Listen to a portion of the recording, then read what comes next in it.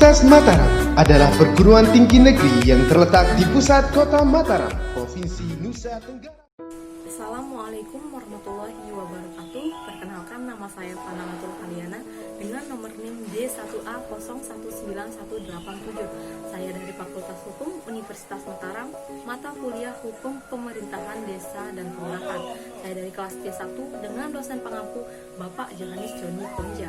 Pada kesempatan kali ini, saya akan menjelaskan mengenai pemerintahan dan pemerintah desa dan konflik apa saja serta permasalahan apa saja yang terjadi pada pemerintahan desa. Pemerintahan desa adalah penyelenggaraan pemerintahan desa dan badan permusyawaratan desa dalam mengurus dan mengatur kepentingan masyarakat setempat berdasarkan adat istiadat dan asal-usul masyarakat setempat yang diakui dan dihormati sistem pemerintahan Negara Kesatuan Republik Indonesia. Sedangkan pemerintah desa adalah kepala desa dan perangkat desa sebagai unsur penyelenggaraan pemerintahan desa. Adapun wewenang dari desa, yang pertama, mengurus urusan pemerintahan yang sudah ada berdasarkan hak asal-usul desa.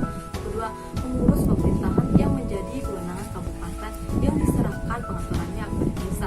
Yang ketiga, sebagai tugas pembantuan dari pemerintahan provinsi dan pemerintahan kabupaten. Dan yang keempat, mengurus urusan pemerintahan lainnya yang oleh peraturan perundang-undangan diserahkan kepada desa.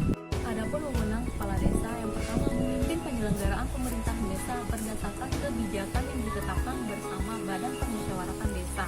Yang kedua, mengajukan rancangan peraturan desa. Yang ketiga, menetapkan peraturan desa yang telah mendapatkan persetujuan bersama Badan Permusyawaratan Desa. Yang keempat, menyusun dan mengajukan rancangan peraturan desa mengenai anggaran, pendapatan, dan belanja desa yang telah ditetapkan bersama Badan Permusyawaratan Desa. Yang kelima, membina kehidupan masyarakat desa. Yang keenam, membina perekonomian desa. Yang ketujuh, mengkoordinasikan pembangunan desa secara partisipatif. Yang kedelapan, mewakili desanya di dalam dan di luar pengadilan dan dapat menunjukkan kuasa hukum untuk mewakilinya sesuai dengan peraturan perundang-undangan. Dan yang terakhir, 9, melaksanakan wewenang lain sesuai dengan peraturan perundang-undangan. Adapun tugas dari kepala desa adalah menyelenggarakan urusan pemerintahan dan pembangunan dan kemasyarakatan.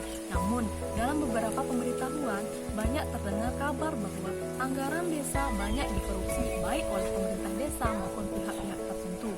Setiap desa memperoleh dana secara bervariasi pada kisaran rata-rata 1,2 miliar, jauh lebih tinggi dari anggaran kecamatannya sendiri. Beberapa di antara kepala desa sudah ada yang dipidana, contohnya pada cuplikan berikut.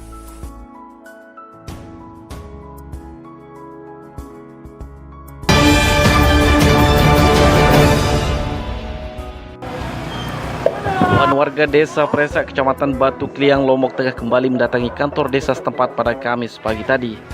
Unjuk rasa warga Presa ini merupakan unjuk rasa yang kesekian kali sejak adanya dugaan penyelewengan dana desa yang diduga dilakukan oleh Kepala Desa Presa. Warga menilai Kepala Desa Presa telah gagal memimpin dan mengelola dana desa yang nilainya hingga 2 miliar lebih. Pembangunan selama 3 tahun ini tidak berjalan sebagaimana mestinya. Warga juga menilai pekerjaan proyek pembangunan yang dikerjakan pemerintah desa amburadul dan tidak signifikan, seperti proyek pengerjaan embung desa, pengadaan bibit sapi yang dikhususkan hanya untuk para kadus. Dari potret pembangunan yang dianggap tidak sesuai dengan besaran anggaran tersebut, maka warga menduga kepala desa telah menyelewengkan dana desa yang seharusnya untuk pembangunan desa.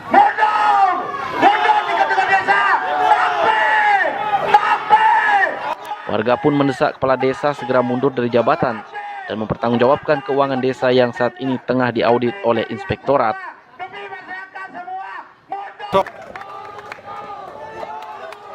Aksi unjuk rasa warga desa Presa ini mendapat pengawalan ketat dari aparat Polres dan sektor Mantang. Meski berlangsung damai, namun aksi ini sempat memanas ketika Kades Presa Sahirudin keluar menemui massa aksi. Dari cuplikan tersebut, sedikit saran yang akan saya sampaikan untuk meminimalkan atau untuk mencegah penyelewengan dana desa. Yang pertama, membentuk satuan pengawasan. Pengawasan ini bisa dilakukan dari proses alokasi, pendistribusian dana, serta pemanfaatan dana tersebut. Yang kedua, membina kepala desa.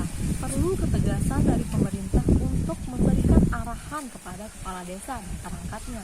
Yang ketiga, mengevaluasi tata kelola pemerintahan desa. Sekian materi yang dapat saya sampaikan. Kurang lebihnya saya mohon maaf. Wassalamualaikum warahmatullahi wabarakatuh.